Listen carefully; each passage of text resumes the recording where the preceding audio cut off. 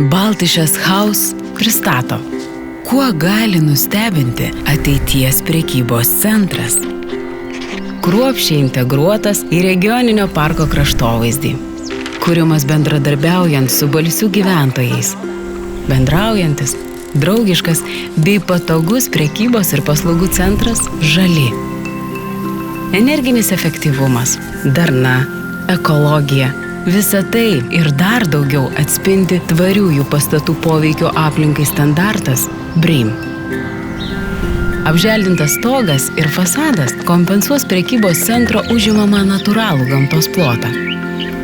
Skatins biologinę įvairovę ir sukurs aplinką tinkamą gyventi paukščiams bei kitiems gyvūnams.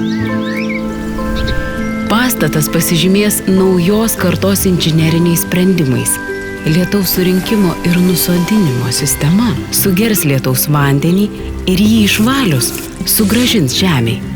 Gelmių šilumą akumuliuojanti geoterminė jėgainė užtikrins rekordiškai mažas energijos sąnaudas, padėsiančių Žali tapti pirmuoju Baltijos šalyse taupiausiu A+ energinio naudingumo klasės prekybos centru.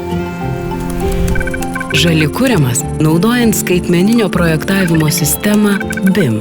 Jo metu valdoma visa statinio informacija skirtingais gyvavimo etapais, nuo projekto iki rezultato. Detalus Žali modelis leis rūpestingai prižiūrėti pastatą visą jo gyvenimą. Nauja žiedinė sankryža, dviračių ir pėsčiųjų takai sumažins transporto spūstis bei pavers prekybos ir paslaugų centrą lengviau prieinamu miesto gyventojams ar svečiams.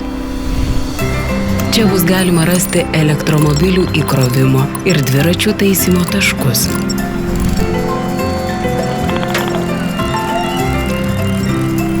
Išbandyti pirmąją Lietuvoje velotrasą.